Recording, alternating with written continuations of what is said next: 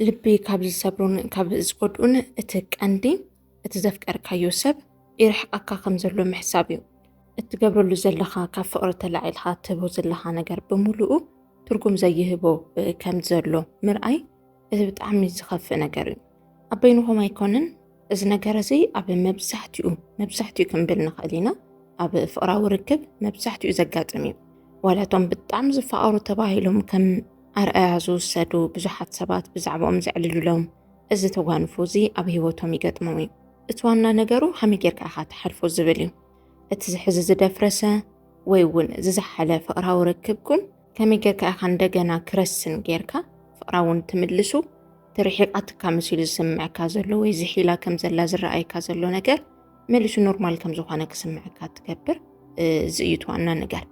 إذن دحر فلي تخلو خوينكا هذا كل زي خفكانيو كود ما متصام الدخا إذا تفكر هيوان فتم كابيت كاكت مور لعي تخلن مثل جتاو كمت خلو ناي فقر رسني كود الموك زحل كلو إذا كقدم كلو يوم بسحتو يجزي إذا ما نعرفش تنتفقات كم كبرت ترايم اتفقرا وركب زفرس نات اتفقات كبدات زي كونسي عمانقوه مزلو ناي فقر السميعت ويد ما واعي يوساني ويأرتا جيركا تحالفو نجر أخبيت كمفلالي نتبخا جيركاون كتخير تخليخا سلازي كما جيركا تفتحو الزبل لما عند 3 نتبتات حيسالكم متسئل لخو بنصايحكم توصلوهم زا channel سبسكرايب بمكبار فيديو لايك بمكبار تراح مالتيو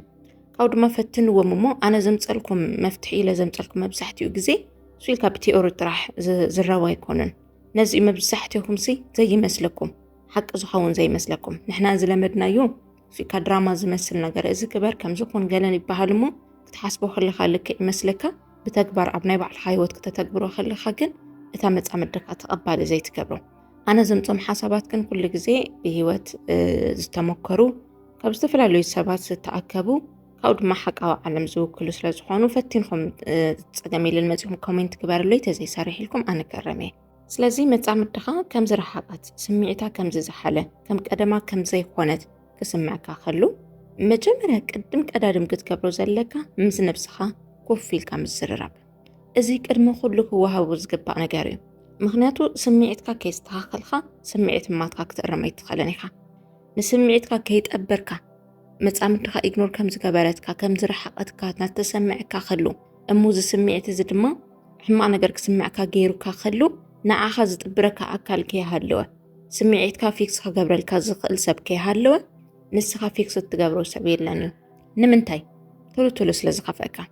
أنا أشتن زرربات ويدما دبير واخفي إوات الزاربو منقرات ماليسوم كم عشوخ نعخاس لزوكوخا إذا دما تحقلنيا زخونة تحساسبان كيهلوكا تروي زخونة من قد تخطيلكا تقول داي ويتركب كتفتحو سلازيخ لكا فلما مسنبسخا مزرراب لوجيكال كتخون مخال تزاربو منقرات بمولوم كي يقودوخا نقرات ريدي مقبار وشتخا قروب كتخون اللكا سلازي تاي تفتيري كم زخوينا زلا تاي كسمع نقيرات نلا كتصاورا خلدو نايت مال زنبر بحريا كم يجيرو يحزي نابزو بزي حزلو بحق خطفكرا ندو إزوم حتوتات زياتهم كم أبنت قريبا الكاللغو بتقالا لكن وشتخا زفتارو حتوتات بمولوم ملسهم مس ملسكا وشتخا رسخن مسبلة مسترقاقعة بدحروي نفتاق ولا نستيتي خيدكا ترقاقعة بنزين حيسكا نبحوية قرابن حقي سلازي نسخا ما يحيسكا قاقيتكا كترقوع التخل كفي الخمس وشتخا تزراريبكا نورمال كم زخوانا منو اتاقوال كوريا زلا نقزيو كم زخوانا نوشتخا حسابو ساليات النية مونيات النية زبل وشتخا زفت أرزلو حساب فلما نو إيخا صد كتبلو زلكا نو ملس مسرخبكا دما تفكرنيا قندما نقزيو يا كم زعين تسمي الترين زلا تدلي النية متعينا بروهيو كن جزيو انقفات يقطمنا له زبل حساب وننمو بدحرو نفتاق ولا نستيت تخد مالتيو خلاي دما مس نفسها تزراريبكا اتو قداي نورمال كم زخوانا نوشتغا مس امنكا كتخادو زلكا ناب دحري تمليسكا ات باترن كأرى مقبار حزفت فلما وعي فقرنا لوكم ترأزنا بركا بهرلو كل نجر تكوسيو كل نجر نتاقوال نستيت حدشيو عيمنا وطن نجرات كتفلت اعتفتن تسعر زلا كل نجار ببمعنتو حدش نجار سلترقي إزوم نجارات زياتهم نادنا قوانا بخانا قربتنا فتوتكا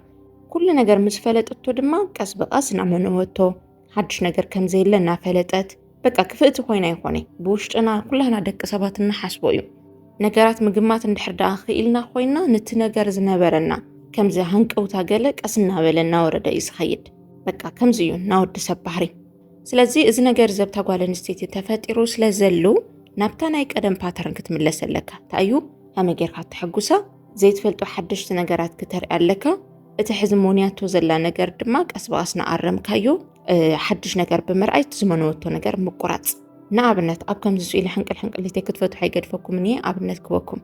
ብሶምን 3-4 ግዜ ወይ ድማ ልዕሊኡ ትራኸቡ እንድሕር ደኣ ነርኩም ተዘይኮይኑ እውን መዓልቲ ዝራኸቡ መጻምድ ድማ ኣለዉ ኩሉ ግዜ በቃ ዝተለመደ ነገር ዝገብሩ በቃ ይራኸቡ ናብ ዝኾነ እንዳቡን ይኸዱ ወይ ክዝናኑ ኢሉ ናብ ዝኽእሉ ብድሕሪዮፍት ዝለመድዎ ቦታ ኮፍ ኢሎም ኣዕሊሎም ሻዮም ሰትዮም ወይ ቡኖም ሰትዮም ፊልም ክርእዩ ከተልይዎም ፊልም ሪኦም ተዘይኮይኑ ናብታ ዝተለመደት ቦታ ሓቢሮም ኮይዶም ታ ዝተለመደት ነገር ይገብሩ እዚ ገና ክንራኸብ ክትብላ ከለኻ ገሚታቶ ዝፀንሐት እትፈልጦ ተማሊ ብቀደም ተማሊ ሶሙን ወርሕ ሙሉእ ዝገበርካዮ ነገር እዩ እሺ ብዲስታንስ ተልይኹም ድማ ወትሮ ካብ ስራሕ መውፅኢት ሰዓትካ ትፈልጣያ ክንዲዚኣ ሰዓት ካብ ስርሑ ክወፅዩ ብድሕሪኡ ክንዲዚኣ ሰዓት ክንራኸብ ኢና ካብ ከምቲ ዝተለመደ ሓደ ነገራት ክነውግዕ ኢና ወይ ሰብ ክንሓሚ ኢና በቃ ዝተለመደ ነገር ክንገብር ኢና ኣብዛ ሰዓት እዚኣ ድማ ክንድቅስ ኢና ኢላ ኣቐዲማ ትፈልጦ እያ ኩሉ ግዜ ስለትገብርዎ ሽዑ ንኣኻ ንምርካብ ዘለዋ ከምዛ ሃንቀውታ ድሌት ገለ ናቐነሰ ይመፅእ ኦሮማይ ዝፈለጠቶ ነገር ስለዝኾነ ያው ከይፈተወት ብተፈጥሯ ስምዒታ ይዝሕል ሽዑ ንስኻ ታይ ትገብር ኣለካ ምስለካ ሕዚ ስምዒትኩም ከመይ ጌርካ ትሕድሶ ደኾነ ፖይንትና ዝተለመደ ነገር መቆራፅ ማለት ሕዚ ካብ ኣብ ሶሙን 7 ግዜ ተራኺብካ ዝተለመደ ነገር ወትሮ ካብ ምግባር ብዝኾነ ኣጋጣሚ ቢዚ ከም ዘለካ ፍሊጥካ ኣብ ሶሙን ንውሕድ መዓልቲ ግን ድማ ምቁራት ዝኾና መዓልትታት ክትሕልፎ ምግባር ሕዚ 7 መዓልቲ ለሚዳትካ ዝነበረት ጓል ኣንስተይቲ ኣብ ሶሙን ኩሉ ግዜ ትራኽበካ ዝነበረት ሕዚ እንታይ ይኸውን መስለካ ሎሚ እውን ኣይጥዕሙን ፅባሕ እውን ኣይጥዕሙን ክንራኸብ ንኽእል ኣብዛ መዓልቲ እዚኣ እዩ ስለዚ ብሃንቀውታ ትፅበያ ናናፍቐትካ ትቕኒ ኣብታ መዓልቲ እቲኣ ምስ ተራኸብኩም ድማ ሓድሽ ነገር ምርኣይ ማለት ኣነ ይዛረበኩምን ግን ወትሮ ካብ ትገብርዎ ዝነበርኩም ብፍላይ ድማ ስምዒታ ክዝሕል ዝገበራት ትፈልጦ ነገር ተልዩ እሱ ነገር ኣወጊድካ ክትግምቶ ዘይትኽእል ሓድሽ ነገር ምርኣይ ውህብቶ ክኸውን ይኽእል እዚ መወሳኺ ፍቕሪ እዩ እዚ ፍቕሪ ዘይሓዘኩም ሰባት ዋ እንኳን ቀብጠርጥረ የድልን ገለ ክትብል ትኽእል ሓቢራትካ ዘላ ግን ተራጓል ኣይኮነትን ናይ ልብኻ ንግስቲ ዘፍቀርካያ ናትካ ዝኾነት ጓል ኣንስተይቲ እያ ፍቕሪ ተዘይሒዙኩም ኦሮማይ ንኣኹም ኣይምልከትን ንዘፍቀርኩም ግን ውህብቶ መሃብ ንጓል ኣንስተይቲ ብጣዕሚ ዘደንቕ እዩ እሺ እዚ ነገር ዝልሚድካያ ትኾንካ መሃብ ወትሮ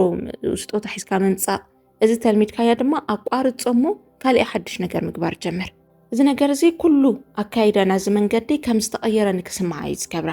ንሓድሽ ነገር ድማ ልባ ተንጠልጥሎ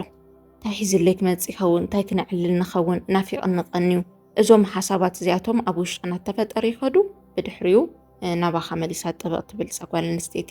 ስለዚ ነገር እውን ፍቕርኩም ክሕድሰልኩም ይኽእል እዩ ሳልሳይ ድማ ናትካ ባህሪ እውን ብዝተወሰነ መልክዑ መምሕያሽ ወይ ድማ ምቕያር ሕዚ ቅድሚ ሕዚ ከም ዝተላመዱ ሰባት ኩሉ ነገር በቃ ብግልፂኩም ተዕልሉ ስኸውን ኣይትስከፋን ኣይትስከፈካን ኣሉ ምሽ ኣብቲ መጀመርያ ውዒ ፍቕሪ ከለካ ዝኾነ ናይ ፍቕሪ ፌስ ትረአ ኢኻ ገጽካስ ብፍቕሪ እዩ በቃ ዝሪኣ ከምዚ ትረኣዩ ክትስሕቁ ከለኹም እንታይ ኢለ ክገልጹ ግን ናይ ፍቕሪ ገጽ ትረኣዩ ነርኩም ወግዕኩም ገለ ትፀባበዩ ሓደኩም ትሰማምዑ ትሻፍደልካ ንስኻ እውን ዝሻፍድ ዝመስል መልክዕ ተሪኣ ብድሕሪኡ ትስምዒትኩም ውዒ ክኸውን ይግደድ ስለዚ ሕዚ እውን እቲ ባህሪ እዚ መሊስካ ምፃዩ በቃ ሰማዓዓኹን ሮማንቲክ ዓይነት ወድኹን ፍቕርኻ ወግዕኻ ገለ ኩሉ ነገር ከቐይር ኣብሎ ነገራት ቀይስ ኣቢላ ናብ ቁም ነገር እንድሕር ክትቕይሮ ደልያ ትወግዕኹም ንስኻ ድማ መሊስካ ናብታ ፍቕሪ ከም ትመፅእ ግበራ ፍቕርኻ ተዛረባ ዘሕለፍኩምዎ ቅድሚ ሕዚ ጥዑም ዝኾነ ናይ ፍቕሪ እዋናት እዝን ሕሊፍና ነርና እናበልካ ክትዝክሮ ብምግባር ኣብ ውሽጣ ሓድሽ ዋዕይ ክፍጠር ግበረላ ባህሪካ ከም ዝተቐየረ ይሰማዕ እያ በይና ክትዛረብ ፍቐደላ ማለት ንስኻ ሰማዕኹን ባህሊ ኣብ ገጽካ ፍሽኽታ ዘይጠፍእ ብፍቕሪ ትሪኣ ብፍቕሪ ትንከባኸባ ዓይነት ወዲ ተኾይንካ እመን እኒ ልባና ተርከሰ ክመጽ እዩ ትትማለ ዝነበራ ልባናይ ምምናው ዓይነት ስምዒት ተርእካ ዝነበረት ኖርማል በቃ መሓዛኣ ወይ ሓዋ ከምዝኾንካ ትሪት ትገብረካ ዝነበረት ሕዚ ትዋዒ ኣብ ውሽጣ ተፈጢሩ ብፍቕሪ ክትሪእካ ክትጅምር እያ እዚኦም ነገራት ሰኣን ምትግባር እዩ ናይ መብዛሕትኡ ፍቕራዊ ርክብ ስቑኢሉ ፋልሉ ዝጠፍእ ገናፍቲ መጀመርያ ሸለል ክትብሎ ከላ ምቕያም መንድያ ኮይና እዚኣ ድሮ ደቂ ኣንስትዮ ከምዚ ደኣ ኮናይ መናዋትየን ዝሕብሕበን ወደ ይፈትዋን ፍቅሪ ዝህበን የፍት የለንን ንዚኣተን ሸለል ክትብለን ከለኻ ክትንዕቀን ክትሕስረን ከለኻ እዩ ዝፈትዋኻ ዘኽብራኻ ተዘይ ኮይኑ ከምዚ እናገበርኮ ይትኾነንን እያ ብዝብል ማለት እዩ ሕነ ብኡ በቃ ኩሉ ነገር ከቢድ ይገብሮ ነታ ትፈትዎ ዝነበረት መጻምዱ ድማ ተቐይማ ክትርሕቆ ይገብር ሰኣነ ዝተውዒልካ ምርኣይ ነገራት ክትፈትሕ ምፍታን ኩሉ ነገር ምኽባድ ማለት እዩ ብፍላይ ድማ መንጎኹም ፍቅሪ ዘይጠፍእ ተኾይኑ ብመጻኢኹም ርግፀኛታት ተኾይንኩም ናተ እያ ኢልኩም እተኣምኑ ንሳውን ናተ እዩ ኢላ እተኣምን ግን ድማ በቃ የጋጥም እያ መንጎ ፍቁራት እዞም ናይ ስምዒት ምዝሕሓል ወይ ምርሕሓቅ ነገራት እንድሕር ዳ ገጢሞም ኮይኖም በዞም መንገድታት እዚኣቶም ጌርኩም ከተስተኻኽልዎ ትኽእሉ ኢኹም ክትሰሓሓቱ ዘይደሊ ግን እዚ ነገር እትፍትንዎ ነተፍቅረኩም ጓል ኣንስተይቲ ጥራሕ እዩ ኣነ ነተን ዝንዕቃኩም ሸለል እናበላኹም ለሓድራ ምንም ዓይነት ቦታ ዘይባኹም ደቂ ኣንስትዮ ፈቲንኩም ኣብዚ መፂኹም ክትወቅሱና ኣይደልን እየ ኣብ መንጎኹም ትክክለኛ ዝኾነ ፍቅሪ ክህልዎ ግን ሰባት ኢኹም እሞ ምምናው ነገራት ምስልቻው ገለ ክመፅእ ክእል እዩ በዞም መንገድታት እዚኣቶም ፊክስ ጌርኩም ድማ መፂኹም ኣፍልጡን ኢኹም ኣብ ቀፃሊ ብካልእ ሓሳብ መፀኩም እየ ኢሎም ኣብቅዕ ኣለኹ ሰላም